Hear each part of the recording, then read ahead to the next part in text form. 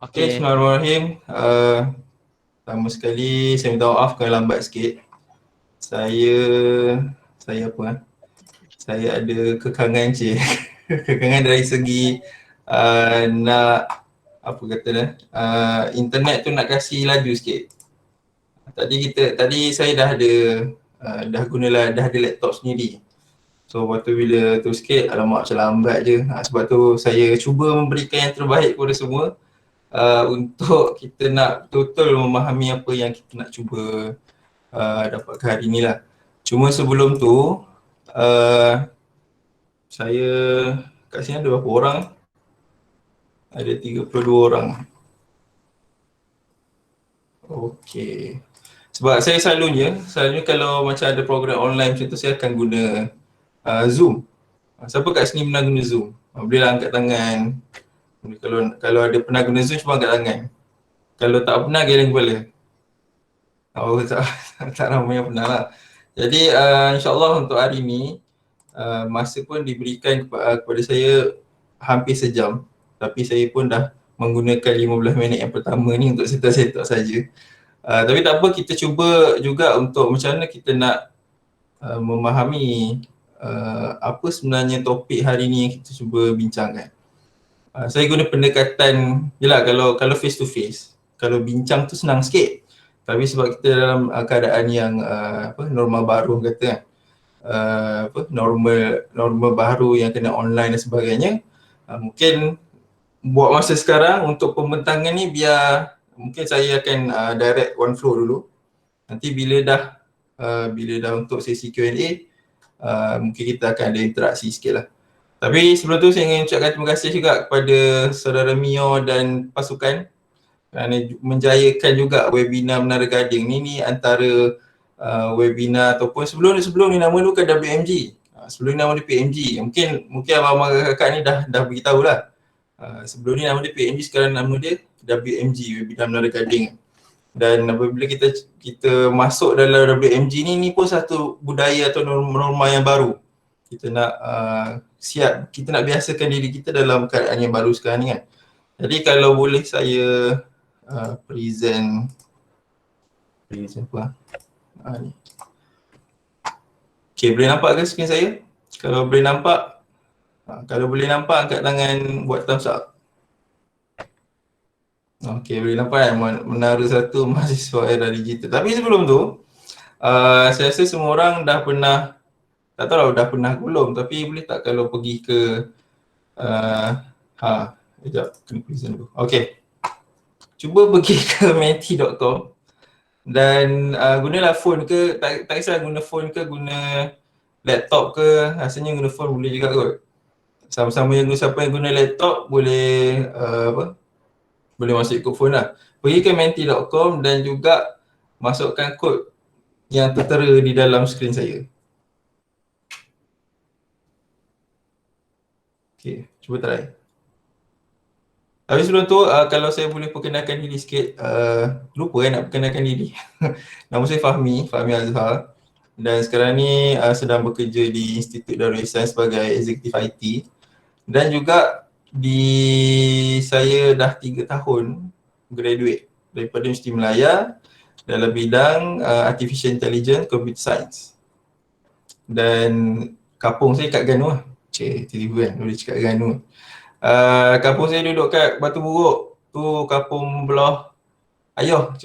Lepas tu kampung belah mak dekat Wakaf Pelang. Siapa tahu? Kalau tahulah. Dekat belah situ. Alright. Boleh ke masuk menti.com ni? Cuba try masuk dan masukkan kod tu. Kemudian, okay, ni saya minta untuk bagi beberapa patah perkataan lah. Perasaan anda bakal menjadi seorang mahasiswa. Apa perasaan? Gembira ke? Takut ke? Scary ke?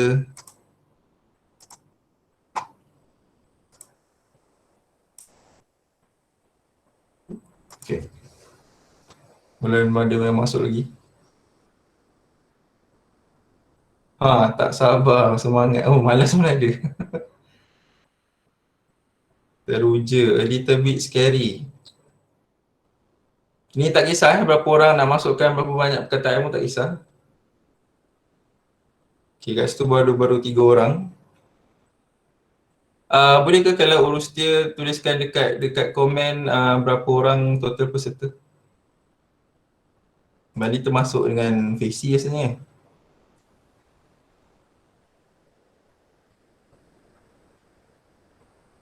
Tacut. Tacut pun ada.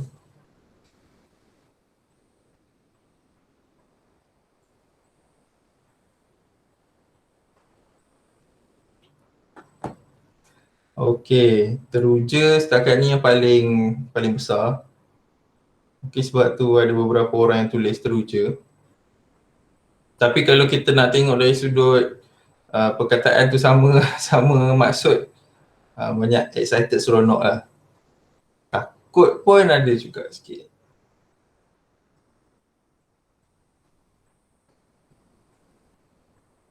Okay, mungkin lagi 15 saat ke saya bagi?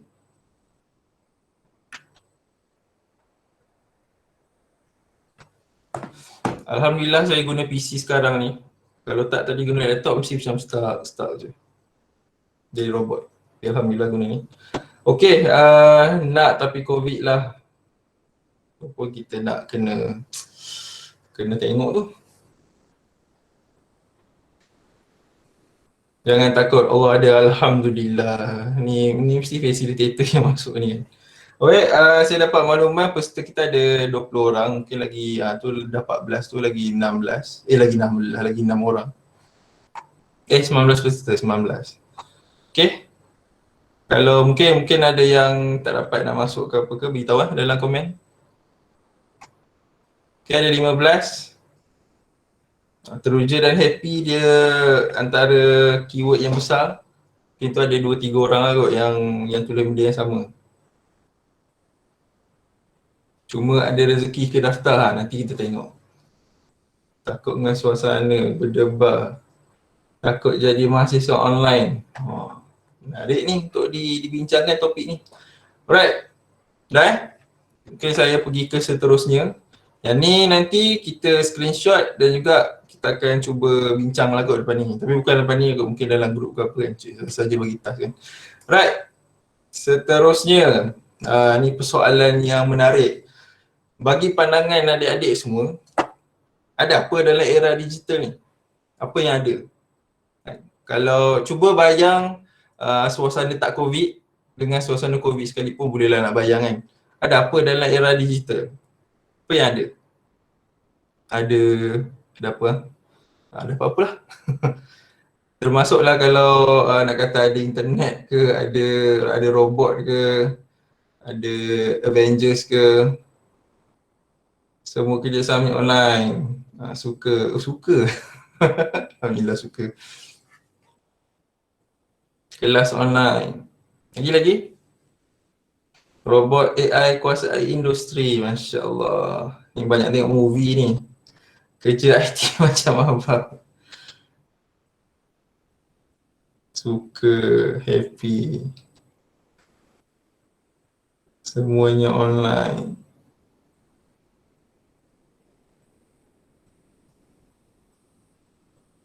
Internet is a must. Okay, saya nampak benda yang baru. Explore new things. PowerPoint. Alhamdulillah. Bagus tak masuk universiti ni dah tahu PowerPoint. Betul tu, bagus tu. Backstage preparation. Kemahiran buat Word. Buat Word tu maksudnya guna Microsoft Word lah kot Kemudian kerja guna virtual world. Masya Allah. Okay. Saya ni antara beberapa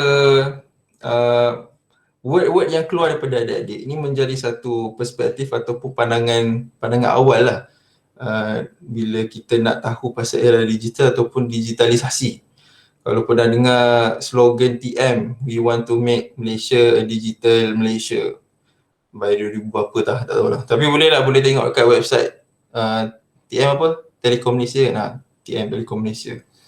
Yang tu itu serba sedikit lah, tapi digital ni satu benda yang lebih luas daripada tu. Terima kasih untuk apa, kita punya orang kata ice breaking lah kan. Kalau nak ice breaking macam ni nanti nak kena buat, kalau dalam fizikal main macam-macam kan, tapi ini antara kaedah ice breaking yang boleh kita buat lah. Ni bergunalah untuk facing yang ada kat sini. Ni banyak selain daripada Menti, boleh guna mural, boleh guna Miro, boleh guna Kahoot, macam-macam ada. Yang tu kita akan tengok kemudian. Dan seterusnya mungkin saya boleh masuk ke sini, slide sikit. Dan mungkin slide ni saya nak beritahu dengan adik-adik semua, saya buat guna Canva. Ni pun antara salah satu apps yang adik-adik boleh explore bila nak masuk universiti nanti. Right, pertama sekali bila kita cakap pasal tajuk yang diberikan kepada abang ialah mahasiswa era digital. Boleh saya bahasakan ni sebagai abang? Sebab tak adalah jauh sangat kan umur. Bolehlah jauh banyak sebab adik saya pun baru habis SPM macam anda semua kan, SPM Form 5 Plus kan, Pro Max, betul tak? Betul lah ni, batch Pro Max. Right, dan ini sebut sedikit, mungkin ada beberapa slide yang saya akan kongsikan, dia akan menimbulkan persoalan, mungkin dapat jawapan terus. Tapi saya assure semua orang, assure ni tahu apa yang saya apa ni, maksudnya assurance ni macam nak cakap, saya pastikan kat semua orang bahawa tak semua slide ni akan memberikan jawapan. Dan semua slide ni mungkin ada yang memberikan jawapan direct dan juga ada benda yang kita akan fikir secara bersama. Right, ni mungkin antara summary sikit lah kot apa yang mungkin dikongsikan di dalam slot ni berkaitan dengan mahasiswa era digital. Dan bagi abang, pertama sekali bila dapat topik ni memikirkan bahawa mahasiswa era digital ni luas, skopnya luas, tapi ada benda yang kita nak kena tengok. Yang luas tu kita kena faham kenapa dia, konteks dia general, kenapa dia luas. Itu yang pertama. Dan seterusnya macam ni kita nak tengok dalam konteks dalam Malaysia. Kita mungkin boleh sembang smart city dekat Barcelona, kita boleh sembang macam mana Taiwan punya teknologi dalam bandar tu, tapi kalau bendanya tidak berlaku di Malaysia, kita mungkin tidak dapat capainya dulu. Macam tu lah, lebih kurang nak bagi mindset macam tu lah. Dan ni mungkin antara beberapa benda pertama era digital, kita akan tengok sikit digitalisasi. Ini summary je, tapi tidaklah semestinya topik slide tu bercerita pasal ni macam tu. Ni antara perspektif yang kita boleh nak tengok lepas ni.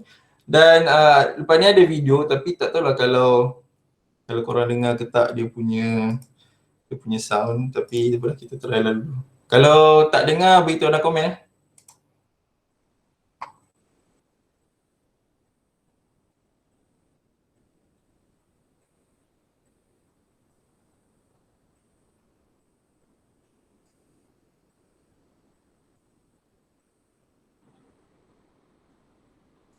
Okay, kalau boleh boleh dengar ke dia punya video sound?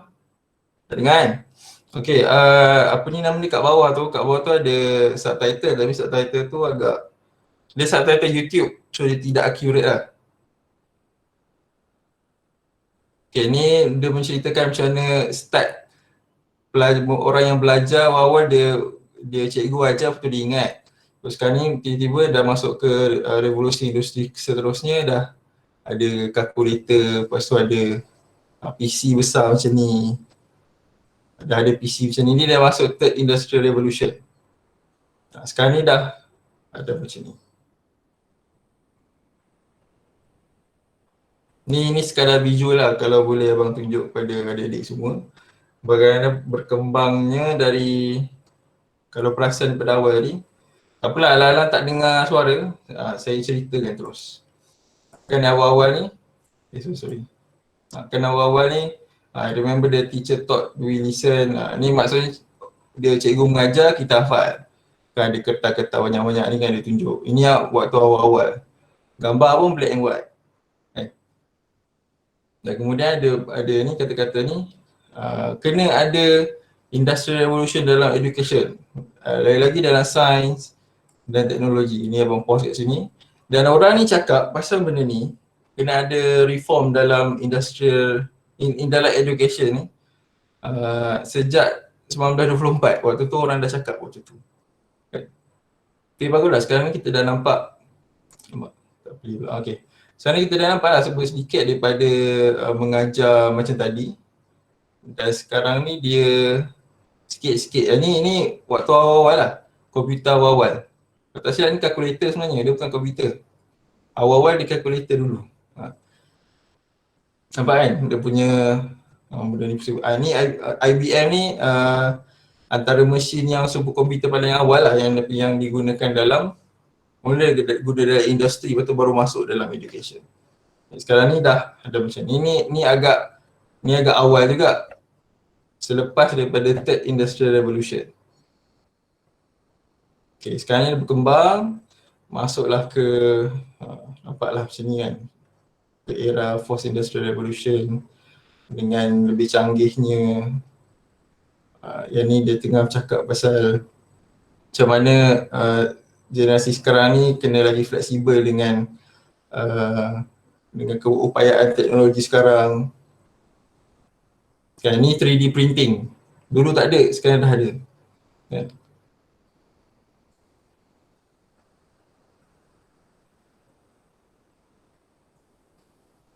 Ini sebenarnya nak cerita berkaitan dengan yalah, bagaimana industri revolution ni berkembang daripada 1, daripada 2, lepas tu 3, lepas tu sekarang dah 4 kan. Inilah. Dan ini ada, ni kalau baca subtitle dia, dia menceritakan macam mana kalau dia membayangkan sekarang ni boleh jadi kalau mengajar dalam lecturer itu sebagai obsolete. Dia guna perkataan obsolete. Obsolete ni apa? Obsolete ni satu benda yang tak guna dah. Maksudnya tak relevan dah. Dia boleh jadi. Sebab kita semua boleh, bila dah ada online virtual semua ni, kita boleh belajar sendiri. Lepas tu apa yang diperlukan daripada lecturer ialah one to one. Hands on. Kan? Kita nak tahu apa? Nak tahu satu perkara, contoh kalau abang belajar programming kan, kita boleh faham belajar konsep daripada lecture sebagainya, ataupun lecturer bagi video, lepas tu kita faham kan. Lepas tu bila tak dapat nak solve ataupun nak buat benda yang susah ataupun kita tak dapat, kita waktu tu baru one to one hands on. Ni apa yang diceritakan oleh Muhammad ni lah, Cik Muhammad Scott Hayden.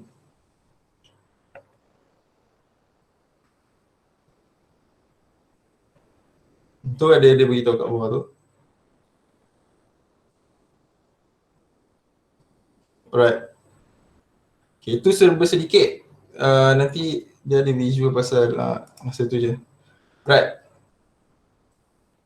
Itu serba sedikit daripada sudut video yang boleh saya kongsikan sebentar tadi. Dan kalau nak tengok video ni ada kat YouTube. Nanti saya bagi link dekat komen ni. Nanti adik-adik semua boleh tengok lah. Satunya, bila kita nak faham kaitan dengan Industrial Revolution ni, dia ialah satu proses, proses pengembangan daripada Industrial Revolution yang pertama yang sangat orang kata teknologi kuno. Dia still teknologi. Daripada sebelum tu dia tak ada apa-apa kan, dia masih teknologi, cuma waktu tu masih analognya, masih one to one sebagainya. Sekarang yang berkembang dalam era artificial intelligence-nya, internet of things-nya, kan ada big data, analytics dan sebagainya. Itu zaman yang kita sedang lalui sekarang. Dan mungkin ada dekat Jepun, dia berkaitan, dia ada Society 5.0. Itu tak tahulah. Itu mungkin satu topik yang lagi besar ataupun lagi panjang kita nak sembang. Sebab tu Jepun, ni Malaysia. So kita kena faham reality konteks tu kan. Dan mungkin ni serba sikit kaitan dengan apa itu mahasiswa digital, dan saya cuba untuk memberikan perspektif daripada beberapa keyword yang ada. Contoh sekali mahasiswa, mahasiswa ni pelajar yang tuntut universiti, yang belajar universiti, yang masuk universiti, IPT, IPTS dan sebagainya kan. Dan kedua ialah era digital. Ini saya ambil saya ambil dia punya definisi daripada PRPM ataupun DBP. Era dia satu tempoh di mana penggunaan peranti teknologi digunakan dengan lebih kerap. Maksudnya kita banyak guna device, teknologi ke device dalam satu tempoh masa itulah. So itulah era digital sekarang. Dan digitalisasi Ni antara perkataan yang kalau boleh kita cuba faham juga, penggunaan peranti tu device. Ni peranti ni dalam bahasa Melayu, kalau dalam bahasa Inggeris dia device. Dalam melaksanakan tugas. Tak kisahlah guna apa, guna something tu, tapi kalau device tu dia menggunakan teknologi atau menggunakan benda-benda yang elektronik yang teknologikal, itu ialah proses digitalisasi tu. Dia convert daripada guna yang yang konservatif, yang menggunakan daripada yang yang analog kepada digital. Itu proses digitalisasi. Itu sikitlah kalau nak beritahu berkaitan dengan digital dan juga tiga perspektif ni. Dan kita akan go on lagi dengan beberapa benda. Dan kenapa kita berada di dalam era industri 4.0? Kenapa kena tahu? Kan? Kenapa kita kena tahu yang sekarang kita walaupun apa-apa bidang yang kita belajar, kita akan melalui dalam fasa era digital tu, kita akan lalui dalam proses Industry Revolution 4.0 tu sebab semua benda terkait. Kan? Mungkin orang cakap orang yang jadi programmer je yang dapat kenal lebih lanjut. Mungkin. Tapi kalau jadi doktor sekalipun, kita pun akan gunakan teknologi juga. Kalau jadi cikgu pun, kalau tak boleh survive dengan norma baru sekarang ni pun, itu pun akan menyebabkan kita ketinggalan. Ataupun jadi apa lagi jadi guru tadika pun kan, student tak boleh nak datang kelas, student tak boleh nak datang tadika kan, so terpaksa dah buat online. Dan benda tu pun ialah a part of industrial revolution kan. Dan ini adalah slide yang abang tunjuk sekarang ni adalah 21st century skills yang dikeluarkan oleh World Economic Forum. World Economic Forum ni satu forum ni bukanlah forum bercakap kan. Forum ni dia luas maknanya. Dan dalam World Economic Forum ni antara forum yang orang rujuk lah dalam apa-apa kaitan dengan ekonomi. Dan ini antara skill-skill yang highly work dalam workspace ataupun dalam nanti majikan-majikan akan nak tengok, ataupun skill-skill ni akan diguna pakai dan memang sangat diperlukan untuk masa depan. Yang ni dia bagi 2025 tak silap saya ataupun 2030. Dan antara benda yang kalau tahu kat sini ada tiga pembahagian. Pertama sekali foundational literacy, daripada sudut asas kita nak kena tahu. Tapi mungkin tidak semua tak expert. Bukan tak expert, tapi kita kena tahu serba sedikit kaitan dengan dia. Yang penting dari sudut basicnya. Dan yang kedua ni kompetensi. Kompetensi ni banyak bergantung kepada kita punya sudut kompeten dari sudut, kalau kat sini tunjuk critical thinkingnya, creativity-nya, communication, collaboration. Yang ni kita tak boleh nak ajar. Kita boleh bagi pengalaman, kita bolehlah tunjuk ajar macam ni kan, tapi kita tak boleh nak directly ajar dia. Kalau contoh macam contohnya atau kat foundation literacy dekat numeracy kan. Okay, kalau nombor matematik kita boleh ajar kan, 1 tambah 1 2. Okay. Tapi kalau dekat kompetensi macam mana nak jadikan 1 tambah berapa jadi 2 macam tu.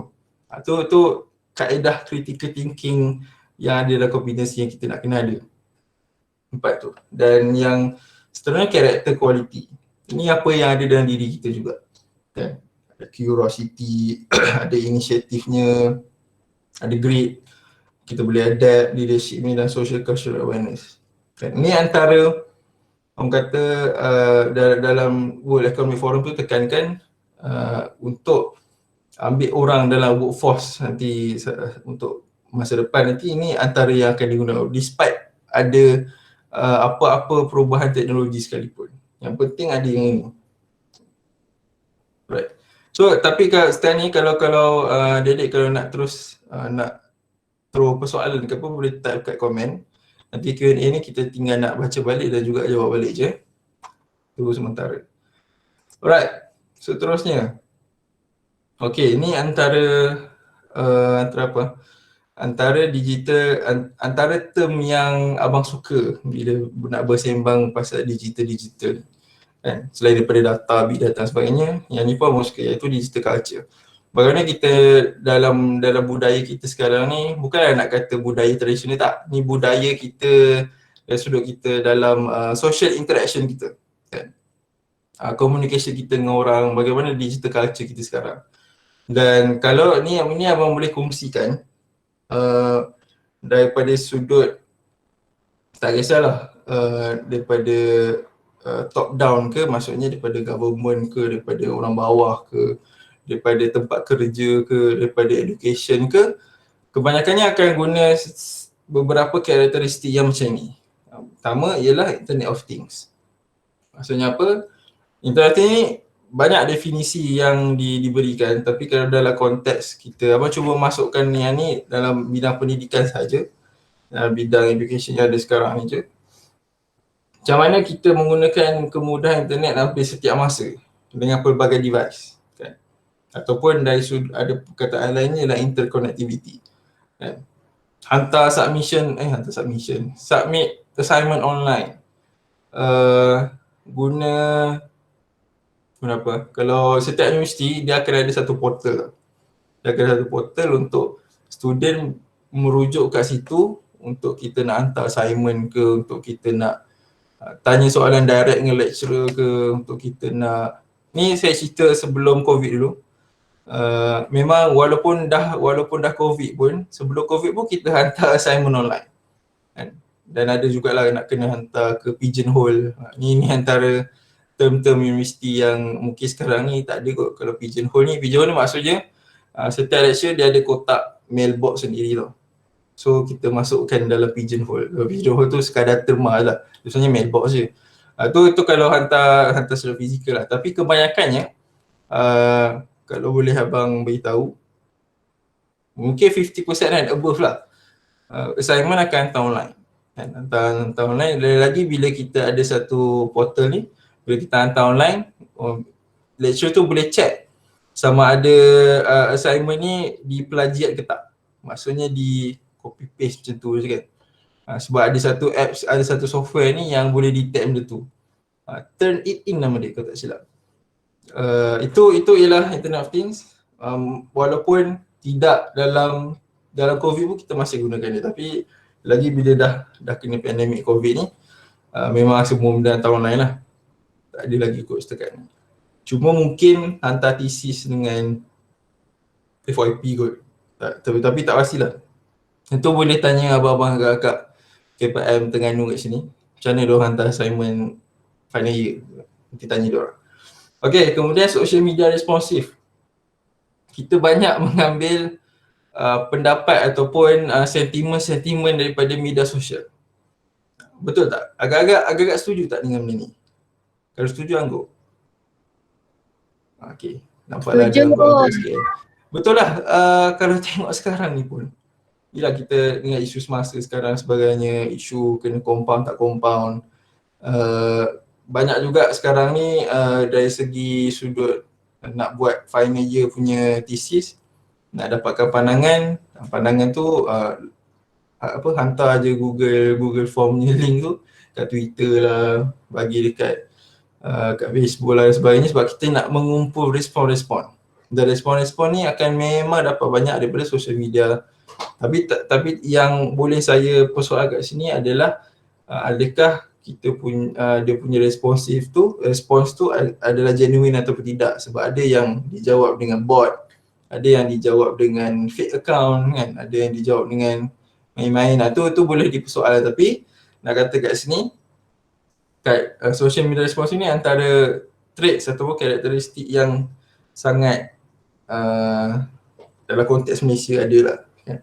Kita melihat sentimen rakyat sentimen masyarakat di social media tu dengan lebih kita ambil tu sebagai, kita ambil berat lah dengan apa-apa yang netizen cakap. Mungkin ada kita boleh kategoriskan apa yang netizen cakap ni baik atau buruk, tetapi isu tu yang kita nak ambil. Dia baik dan buruk, dia cakap pasal apa kan? Ramai orang cakap pasal ni, mungkin benda ni penting kan? Ramai orang cakap pasal SOP, orang tak jaga SOP. Sebab benda tu SOP penting. So, ramai orang respon dalam tu kan. Right, itu yang kedua. Yang ketiga ialah ni banyak digunakan di dalam, especially dalam universiti lah, universiti dan juga industri-industri. Kalau adik-adik pernah dengar perkataan big data analytics, big data lah kan. Ini antara apa orang panggil lah, antara karakteristik yang penting untuk kita nak tengok. Tak kisahlah kalau lepas daripada belajar ni adik-adik tengok apa ni nama dia, adik jadi penggerak dalam NGO ke, ataupun decide tak nak kerja dekat industri mana-mana ke, still kalau kita ada budaya digital culture berkaitan dengan data driven ni, kita ada aspek data driven dalam digital culture kita, dia akan memberi satu kelebihan yang besar lah. Sebab contoh bila kita buat satu pungutan suara ataupun kita nak collect responden daripada orang kan, dan kita akan melihat pattern dekat situ kan, ramai orang cakap pasal benda ni. So kita akan buat keputusan berdasarkan pattern yang kita nampak kat situ. Mungkin adik-adik tak nampak sekarang, nanti adik-adik boleh tengok lagi, boleh orang kata boleh terlibat lagi dengan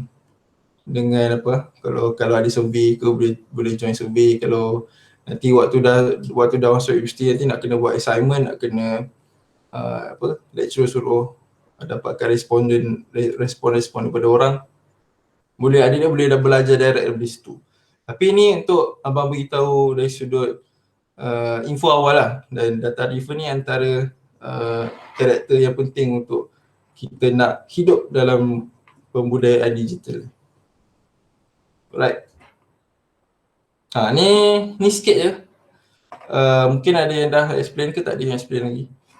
Ni antara laluan untuk adik-adik masuk ke universiti ataupun nak pergi ke first degree, keluarga ijazah pertama. Ni selingan sikit lah.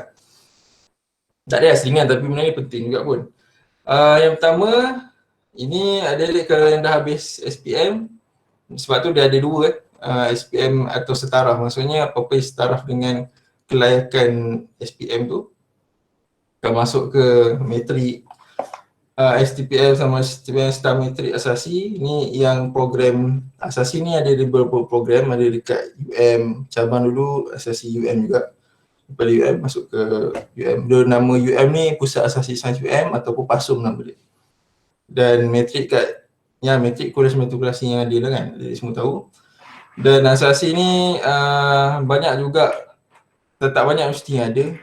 Yang ada UiTM ada, UAE ada, dan yang lain tu ada dia cari kot. Dan ataupun visi-visi nanti boleh share jugalah. And then program persediaan ni kalau pergi luar negara, diploma kemahiran. Ni kalau nak kerja 5 tahun pengalaman. Ni abang ambil direct daripada KPT punya ni lah. Dan barulah boleh masuk ke ijazah pertama. Laluan untuk ijazah pertama. Right. Ni degree. Ini ialah one step before degree. Tapi soalan dekat sini, adakah sebelum dan selepas pandemik sama ke laluan dia? Mesti sama. Right, ni antara logo-logo universiti yang adik-adik mungkin familiar lah kot lepas ni. Kat sini ada tak? Uniza, UMT ni ada, Uniza tak ada ni. Ada Uniza ada public university jugalah, cuma tak termasuk dalam ni. Okay, itu sedikit sebanyak je lah. Dan yes, soalan abang tadi lah. Kalau pasca pandemik ni, adakah keadaannya sama ataupun tidak? Dan dia dari segi laluan tadi sama. Untuk laluan tadi lah, BSPM masuk ke diploma ke, nak asasi ke, nak matrik ke, yang laluan itu sama. Tetapi apa yang bezanya ialah dari segi pembudayaan, dari segi norma baru. Ini antara kisah-kisah yang semasa COVID lah. Yang ni kalau tak silap saya 2020 macam lama kan. Tahun lepas je baru.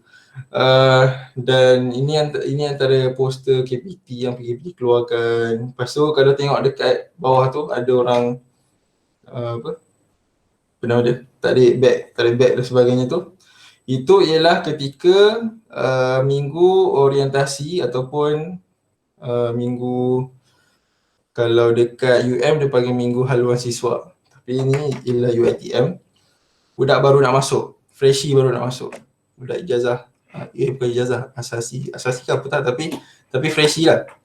Sebab saya tak pasti sama ada asasi ataupun pelajar first degree, first year degree baru nak masuk.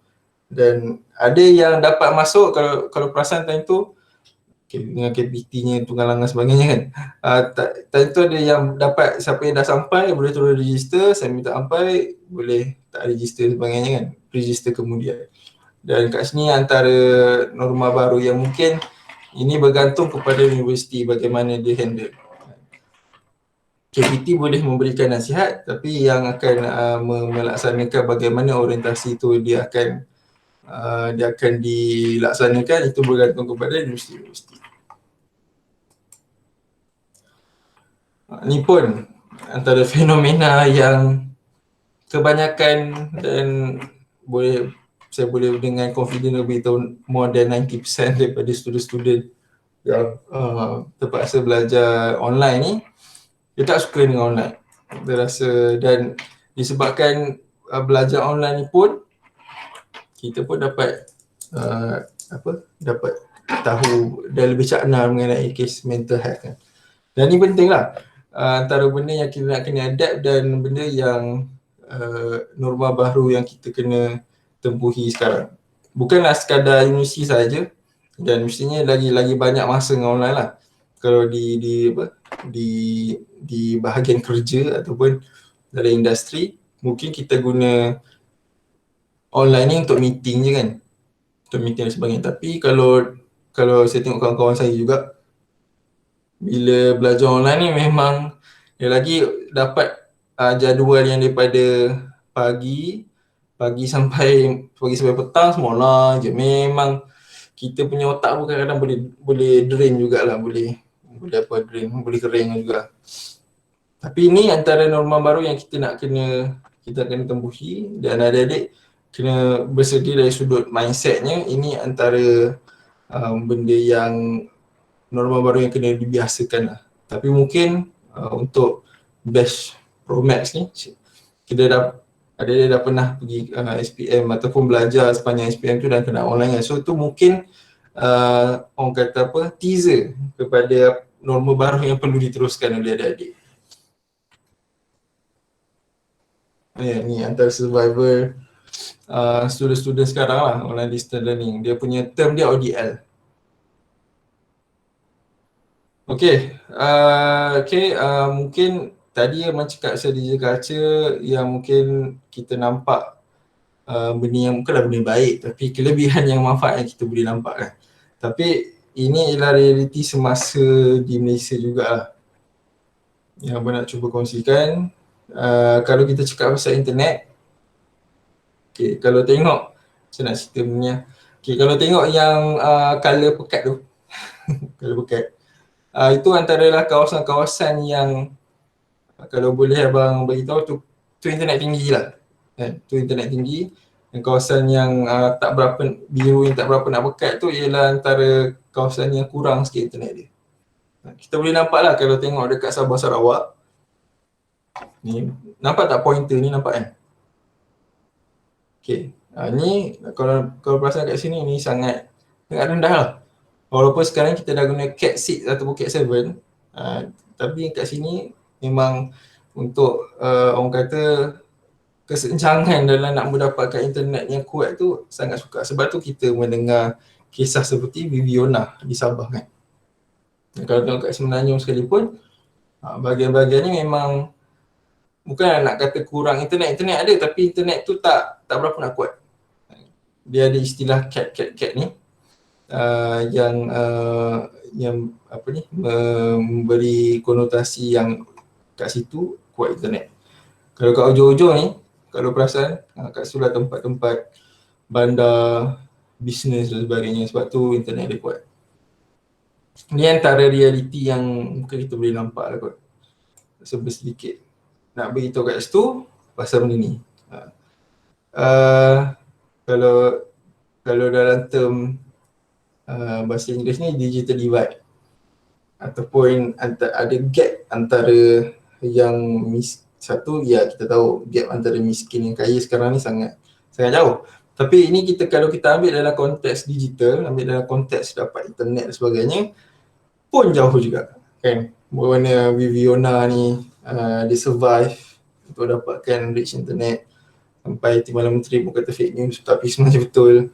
Dan juga kalau tengok kat belah kiri ni, ada adik seorang ni, dalam rumah tu dia boleh belajar kan secara online. Tapi yang kat luar tu sebab dia tak mampu, sebab dia tak ada tab ke apa kan, dia boleh tengok dari luar je. Ni antara realiti yang mungkin kita tak nampak tapi sebenarnya sedang berlaku di Malaysia. Lagi bila abang juga terlibat dengan Adab Youth Garage kan, salah satu boleh kata social entrepreneurship yang ada dekat Selangor, berserta dengan ABIM Selangor lah, Angkatan Berislam Malaysia Negeri Selangor, buat satu nak kata startup, tak ada startup juga, tapi social punya enterprise lah. Nama dia Adab Youth Garage. Dan Garage ni dia banyak terlibat dalam kegiatan untuk urban poor punya isu dan sebagainya. Dan ini pun di sepanjang nak kat SPM, diorang buat lah dekat setiap AYG ni, ada Youth Garage ni, dia ada satu center. Ada satu center untuk nak bagi student yang tak berkemampuan study kat situ. Lagi-lagi di PPR. PPR ni ialah pusat projek perumahan yang kos rendah. Yang kos rendah ni dia punya space ni kecil dan orangnya tak mampu sangat. So ada juga adik-adik yang datang yang tak ada kemudahan kan. Dia pergi ke AYG tu semata-mata untuk dapatkan internet ke, pergi ke AYG semata-mata untuk nak belajar. Ni adik-adik ni ada. So bagi yang boleh join online ni, alhamdulillah lah. Ni antara nikmat yang kita kena bersyukur seadanya. Dan juga kita pun kalau ada kawan-kawan kita yang tak mampu, kat situ lah kita boleh bantu juga. Alright, ni yang banyak sekali reality, so that yang ni kita boleh explore, dan juga kita boleh sebagai, mungkin bila masuk WMG ni bukan sekadar kita nak tahu kita ni akan jadi seorang student, tapi at the end of the day kita kena jadi seorang student yang lebih daripada sekadar student biasa kan. Kalau abang teringat ada satu dekat UM dulu, abang kenal PKPM pun waktu awal-awal lepas SPM. Sama macam ni lah, abang dulu alumni PMG ke-13 dekat Selangor. Lepas tu join PMG Kebangsaan, waktu tu nama PMG lah kan. Kalau adik-adik pergi YouTube search PMGK kan, boleh lah tengok kita orang bersukaria nyanyi lagu PMG sebagainya kan. Tapi waktu dulu lah, sekarang dah tak ada kan. Boleh lah secara online macam ni. Dan kat situ juga abang dapat tahu daripada discover satu akhbar yang ada dalam UM, nama dia Risalah. Tanya Risalah ke Suara Siswa macam tu lebih kurang. Dan apa yang dia cakap kat situ ialah mahasiswa merupakan anak kepada masyarakat, maka kembalilah kepada ibu bapa. Ni antara benda yang sangat memberi kesan kat abang juga. Bila kita cakap pasal mahasiswa merupakan anak kepada masyarakat, maka pulang oleh bapa, itu dia bukanlah direct translation maka baliklah rumah, tak, bukan. Maka pulanglah kepada ibu bapa tu maksudnya kita kembali kepada masyarakat. Dah habis belajar, contoh you belajar doktor, belajar medik, jadi doktor yang menyumbang balik kepada masyarakat. Dan yelah, itu antara benda yang bila sebagai student kita kena ada semangat macam. Okay. Right, seterusnya ni mungkin sedikit dari cyber ethics yang mungkin boleh dikongsikan juga. Dan kita kena cyber ethics ni bermasuk terus kepada ni lah.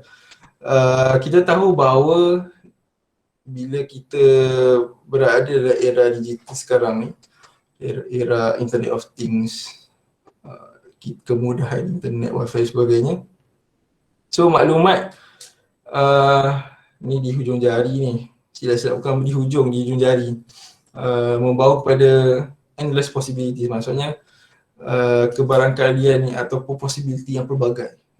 Bila maklumat hujung jari ni, internet hujung jari pun sekalipun, kita boleh dapat tahu macam-macam benda. Daripada tak tahu jadi tahu, daripada tahu jadi tak tahu lagi. Dan keyword yang Abang cuba nak sampaikan ialah teknologi sebagai alat sahaja.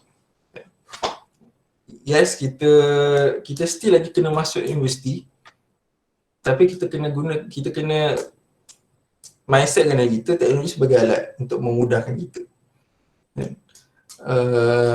Kita nak kena dapat mindset bahawa teknologi bukanlah segala-galanya, betul. Tetapi teknologi ni sebagai alat untuk kita teruskan kehidupan.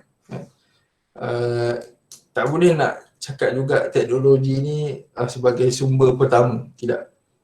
So, kita punya main reason bila nak masuk universiti untuk belajar, untuk serve the country, serve the society, dan kita menggunakan teknologi untuk membantu kita realize kita punya objektif kita tu kan. So tu poin penting, teknologi sebagai alat. Ni antara benda yang mungkin orang tak terlepas pandang. Dia tengok teknologi segalanya, kena pandai semua dan sebagainya. Tapi dia lupa bahawa teknologi adalah sebagai alat sahaja untuk kita nak terus berkembang. Dan ni lah abang cakap pasal endless possibilities tadi. Kan? Kita bila maklumat di hujung jari, mungkin satu hari nanti kita boleh ada smart city kita. Kan? Bagaimana satu city ni interconnectivity dia antara satu benda sangatlah hebat kan, teknologi 5G, internet sebagainya kan. Lepas tu kita ada AI kan. Bila ada AI, banyaklah Iron Man ada kan dan sebagainya. Kalau tengok kat bawah tu, ini ialah image recognition. Dan ni dalam universiti, dalam course abang yang artificial intelligence pun kami belajar pasal benda ni. Dia punya image recognition. Dan benda ni kita boleh buat kan, bila kita dapat maklumat di hujung jari ni, benda ni kita boleh buat. Tak ada masalah. Tapi dengan teknologi juga, kita pun akan terdedah dengan benda-benda ni juga. Sekali lagi dengan isu scamnya, isu kena attack, cyber attack, malware dan sebagainya. Dan ni pun kita kena aware, dan mudaratnya juga ada. Kan? Bila kita cakap mana-mana tempat, walaupun dia ada digitalisasi yang hebat ke ataupun tak hebat ke, benda-benda ni mudarat-mudarat tu pun akan berlaku. Sama lah juga dalam era kita yang berada sekarang. Sebab tu kita kena berhati-hati, dan antara cyber security ni antara yang dicari-cari lah di Malaysia. So, kita pun kurang minat. Ni pun antara bidang yang adik-adik boleh nak go through lah. Kalau minat lah cyber security ni. Tengok, kalau tengok dia punya comparison dia, internet user kat Malaysia ada 24 juta. Tapi cyber security worker tu 2015 ada 6,000 je. Lepas tu nak compare dengan 2018, kenaikan 4 juta lebih. Tapi kenaikan cyber security worker ada 1,000 lebih je kan. Tu antara senario yang dia boleh tengok lah. Dan benda ni takkan tercapai selagi kita tak ada passion ataupun kemampuan yang tinggi lah untuk kita nak go through dalam satu bidang. Dan mungkin adik-adik kalau nak tahu lebih lanjut, tapi bagi abang nak explore dan juga dapat glimpse sikit, boleh tengok movie-movie yang abang boleh cadangkan kat sini. Bagaimana kalau tengok social dilemma ni, macam mana big data tu dia boleh manipulate kita. Macam mana data-data yang kita register dengan Facebook, dengan Twitter, dengan Instagram, benda-benda tu pun ada side effect juga. So dia agak side effect dia tu agak mind blowing lah. kalau ada cuba try tengok cerita ni kan. Dia circle pun lebih kurang juga kaitan dengan cyber security juga lah sebenarnya, bila dia dapat akses pada kehidupan private kita kan. Ni Chappie ni pasal AI, Big Hero 6 pun pasal AI juga sebenarnya. So banyak lagi cerita-cerita lain yang adik-adik boleh tengok dan juga cuba dapatkan perspektif diorang dalam diorang menceritakan tentang teknologi. Sebenarnya ni ada juga kalau perasan cerita searching. Searching ni yang anak dia hilang tu kan. Dan menarik cerita tu sebab perspektif dia daripada webcam. Dia bukan daripada kamera macam movie biasa kan, daripada webcam. So macam mana bapak dia cari sebagainya lah. Dan tu pun ialah cyber security juga. Dan tu sebenarnya cerita pasal scammer ni, tapi boleh dapatkan lah dia punya mindset tu. Alright, dan ni antara cadangan ni apa ni, abang nampak ada soalan tadi berkaitan dengan medium apa yang perlu dikuasai kan. Mungkin ni pun boleh dikuasai juga lah kot. Sebab apa? Abang bagi contoh, bila kita dalam universiti punya life kan, kadang laptop rosak kan, kadang laptop boleh kena hang dan sebagainya. Ini antara tempat yang adik-adik boleh buat kerja on the go. Masuk on the go tu ialah apa? Yang penting adik-adik perlukan internet je lah. Contoh dalam Google Workspace ni semua Google Apps yang ada lah. Gmail-nya, G Drive-nya, Google Slide-nya, Google Sheet-nya, Google Docs dan sebagainya. Dia buat online dan dia akan save automatic terus kat cloud G Drive tu. So nanti bila nak lecture nak minta, bagi link tu je. Ataupun boleh send terus dalam bentuk PDF sebagainya. Okay, itu Google Workspace ataupun Google Apps yang ada lah. Nanti boleh explore lah Google Apps yang ada boleh kita nak gunakan. Dan dia lebih kurang lah. Kalau Word, dia G-Docs tu macam Word. Kalau Google Sheet, dia macam Excel. Kalau Google Slide, dia macam PowerPoint. Kalau email, dia macam Outlook. OneNote, dia macam Google Keep. Publisher, benda tu. Access ni boleh macam Google Data Studio. Ni antara ni kalau offline. Kalau universiti, yang ni kena make sure kalau masuk universiti, kadang-kadang public universiti ni dia akan bagi diskaun kepada PowerPoint, Microsoft Office 360 ni. Kadang-kadang kita boleh dapat free. So itu bergantung universiti masing-masing lah.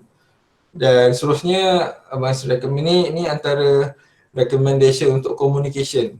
Dan kalau Zoom, kalau daripada Google Meet dengan Zoom, abang lagi prefer Zoom sebab dia lagi stable bagi abang lah. Sebab selalu guna sebagainya kan. Zoom untuk nak buat video call ataupun meeting secara online, belajar secara online sekalipun. Dan Discord pun salah satu apps yang best lah, yang bagus lah untuk adik-adik bersama dengan kawan-kawan untuk nak bincang apa-apa pasal pelajaran dan sebagainya lah. Sebab kat sini selain daripada dia ada macam group-group kan, dia juga ada voice channel.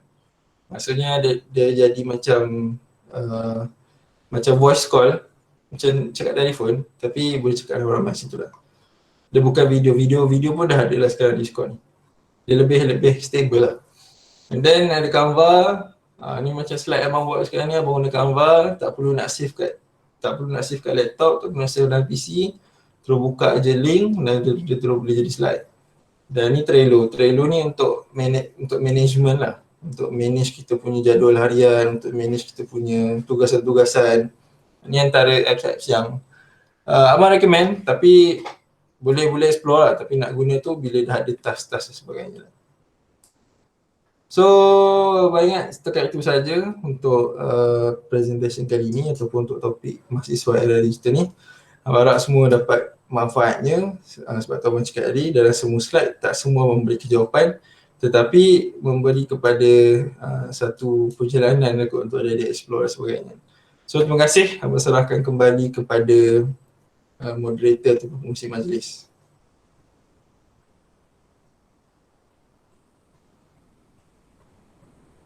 Adakah pengurusi majlis ke nak terus Q&A? Kalau terus Q&A, kalau ada point sikit lagi boleh je. Mungkin Abang Fahmi ada lagi beberapa perkara yang ingin abang sampaikan.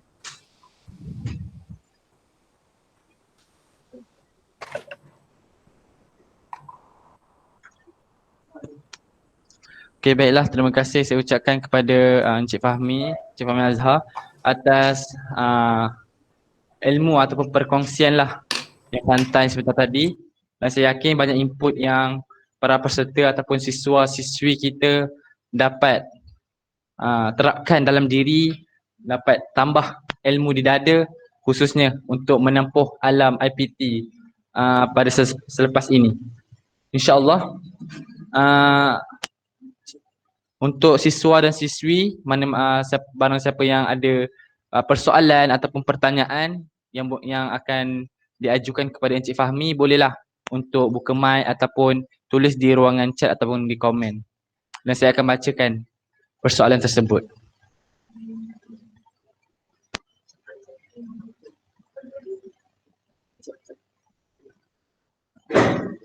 Okey.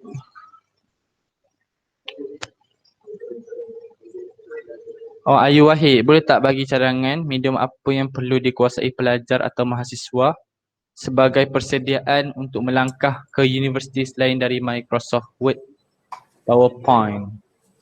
Kan Abang Fahmi dah jawab tadi.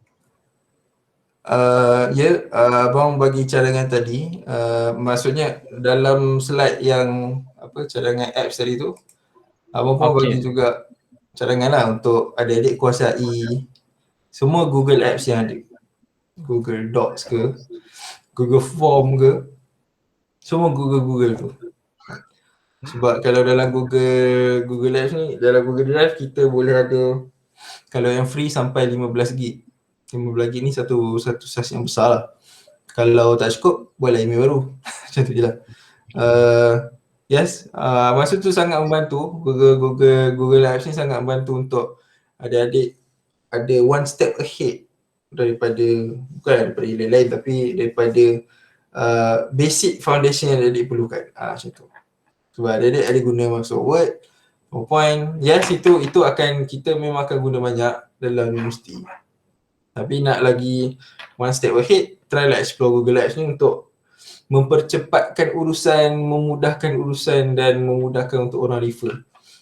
Kalau kita guna Microsoft Word atau PowerPoint, mungkin kita nak file tu cepat tapi tak ada nak dapat cepat kan, nak kena email lah, nak kena bagi dalam pendrive dan sebagainya.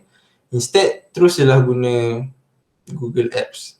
Cuma dia perlukan internet lah, tu je lah. Kalau tak ada internet kat rumah, pergi Starbucks. Contoh. Pergilah mana-mana public internet yang ada. Okey, Alhamdulillah, insyaAllah jawapan tadi harapnya menjawablah persoalan daripada saudari ataupun peserta kita yang bernama Ayu Wahid. Jadi ada siapa lagi ingin bertanya? Saudara Aisyah, boleh bertanya?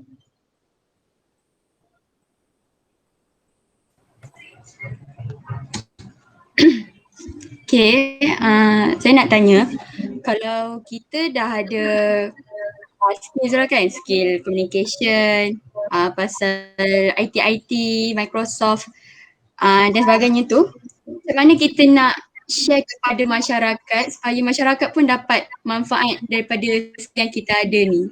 Maksudnya kita tak simpan sendirilah. Macam mana nak share kepada masyarakat? Tu kan soalannya? Ya. Yes, kadang-kadang kita ada kita punya kualiti tambahan, kita punya ataupun kelebihan dari sudut IT ke, dari sudut komunikasi sebagainya.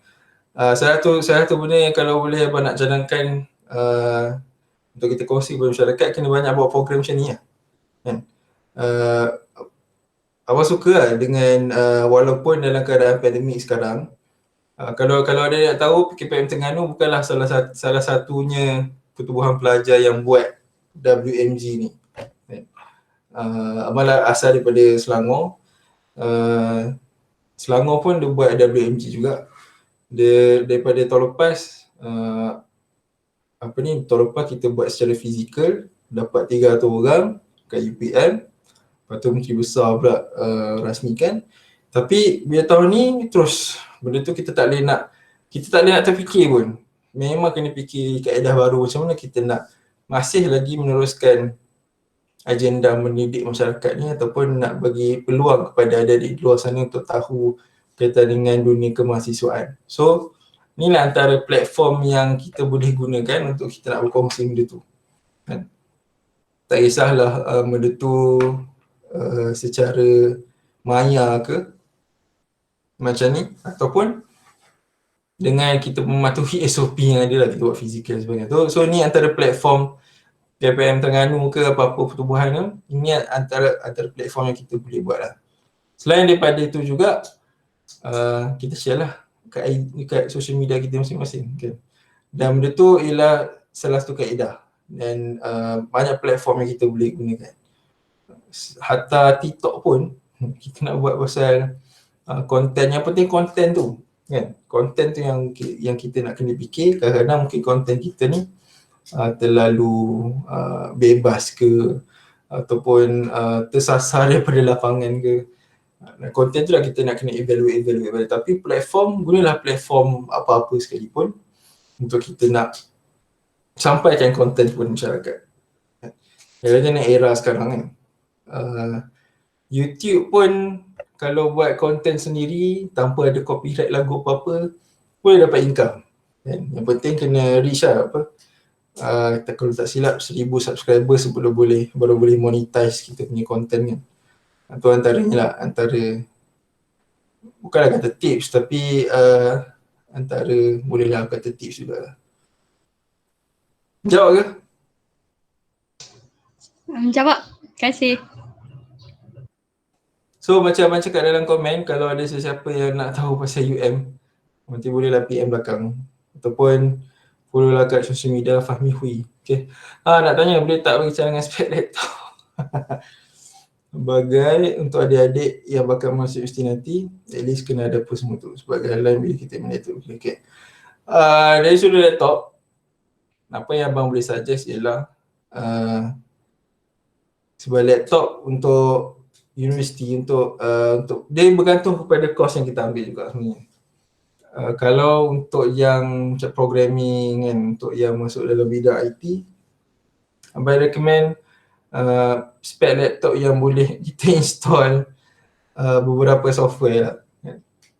Kalau biasanya software yang standard kalau kita belajar dalam kalau belajar pasal programming punya tempat nak program pun tu berbeza ikut universiti. Ada yang guna NetBeans, ada yang guna IntelliJ, ada yang tak guna tu, langsung guna online je. Kalau yang dah, tapi sekarang ni kalau lebih daripada harga kan, bagi abang kalau laptop second hand yang 1,500 ke atas tu, ni dia juga harga tu sebenarnya dah membadai dah sebenarnya. Kalau dari segi spek orang kata yang i3 tu pun dah okey dah kan. Abang tak ada spesifik spek yang boleh bagi secara general lah. Dia depends kepada penggunaan laptop sendiri. Kalau kos adik-adik antara kos yang guna laptop hanya sekadar guna untuk Microsoft Word, PowerPoint sebagainya, tu guna ThinkPad biasa pun dah boleh lah. Ataupun guna iPad pun dah okey. Pergi yang murah. iPad lah murah lah. Chromebook ke ataupun laptop biasa lah, laptop biasa yang macam contoh kalau ada tengok ada beberapa ahli parlimen dia bagi bantuan laptop kan. Tu pun antara laptop yang spek yang is enough lah untuk nak guna benda-benda tu. Cuma yang kalau macam dalam bidang perlukan high graphic, contoh engineering, dia kena guna AutoCAD. Tu kena spek tinggi sikit lah. Kalau RAM besar sikit ke dia punya prosesor dia i7 ke, tu bergantung kepada jurusan yang adik-adik akan guna nanti. Contoh abang pernah pergi satu training tau pasal deep learning macam machine learning juga, deep learning and computer vision. Abang tengok spek laptop dia, ni besar, dia nak 32GB, lepas tu dia nak i7 ke atas sebagainya kan. Graphic card kalau boleh yang dalam sama reset wah guna PC member je lah, pergi tak kisahlah pinjam, yang penting kita dapat belajar. Tapi yang tu itu training sekejap lah. Sebab tu memerlukan kenapa dia memerlukan spek yang tinggi, sebab dia banyak data nak kena proses. So depends kepada penggunaan adik-adik. Tapi recommend juga kalau benda ni kita cubalah kita cuba tengoklah bila masuk course tu, tengok dia punya proforma structure course tu. Lepas tu tanya juga kepada lecturer ke apa, ada tak benda-benda software kita nak kena guna dan apa softwarenya, apa recommendation tu pun boleh tanya juga. Tapi untuk jawapan abang, guideline bergantung kepada jurusan masing-masing.